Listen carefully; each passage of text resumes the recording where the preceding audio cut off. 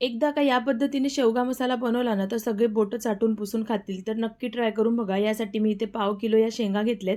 शेंगा या पद्धतीने कट करून घेतल्या आणि स्वच्छ धुवून नंतर मग एका कढईमध्ये थोडंसं तेल घातलंय. तेलामध्ये आधी थोडंसं परतून घेतलंय हळद टाकून. नंतर याच्यामध्ये 1 ग्लास पाणी घातलंय. सोबतच थोडंसं मीठ घालून घ्यायचं म्हणजे शेंगांना आतपर्यंत मीठ लागेल आणि आता आपल्याला हे चांगलं उकळू द्यायचं आहे.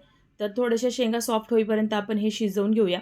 आता जोपर्यंत हे शिजून होतोय तोपर्यंत याच्यासाठी आपण एक वाटण तयार करून घेऊया. तर त्यासाठी पॅनमध्ये थोडंसं तेल घातलंय, एक मोठा साईजचा कांदा घेतलाय, असा कट करून आता याला चांगलं परतून घ्यायचं आहे. तर बघा या पद्धतीने रंग चेंज होईपर्यंत परतून घेतलाय. आता याच्यामध्ये लसूण घातलंय, आलं घातलंय, सोबतच खोबऱ्याचे काप घातले, थोडेसे शेंगदाणे घातले, 2 हिरव्या मिरच्या घालायच्या आहे. आता हे सगळं आपल्याला चांगलं परतून घ्यायचं आहे. तर थोडासा रंग बदलू द्यायचा आहे. बघा या पद्धतीने चांगलं भाजून घेतलेलं आहे मी तेलामध्ये. आता हे सगळं आपल्याला एका प्लेटमध्ये काढून घ्यायचं आहे. तर बघा हे सगळं मी एका प्लेटमध्ये ना काढून घेतलं आहे. तर आता दुसरीकडे बघा आपल्या शेंगासुद्धा थोड्याशा सॉफ्ट झालेल्या आहे. आता इथे गॅस बंद केला आहे.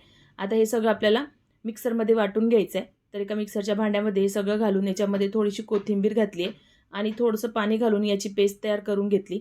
आता त्याच पॅनमध्ये 2 चमचे तेल घातले. तेल चांगलं गरम झालं की जे वाटण तयार करून घेतलं होतं ना ते घेतलंय. आता हे आपल्याला चांगलं परतून घ्यायचं आहे. तर बघा या पद्धतीने चांगलं परतून घ्यायचं आहे. आता बघा मसाल्याला थोडं थोडं तेल सुटायला लागलं आहे म्हणजे आपला मसाला चांगला परतून झाला आहे.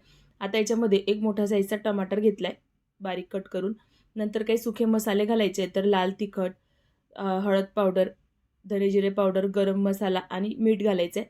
तर मीठ जरा जपूनच घालायचं आहे कारण आधीसुद्धा आपण शेंगांमध्ये मीठ घातलेलं आहे.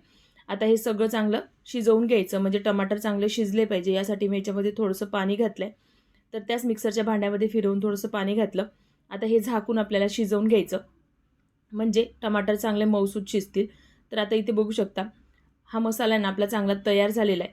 आता याच्यामध्ये आपण ज्या शेंगा शिजवून ठेवल्या होत्या त्या घातल्या. आता मसाल्यामध्ये एकदा चांगल्या या मिक्स करून घ्यायच्या आणि मिनिटभर चांगल्या परतून घेतल्या याच्यामध्ये.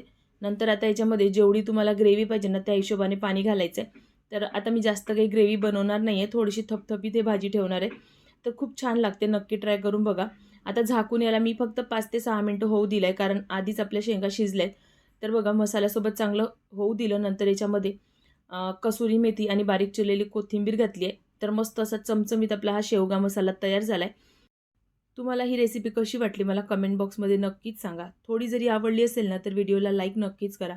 सोबतच तुम्ही माझी रेसिपी कुठल्या सिटीतून बघताय ते सुद्धा मला कमेंट बॉक्समध्ये कळवा. चला तर मग भेटूया अशाच नवनवीन रेसिपींमध्ये. Bye bye.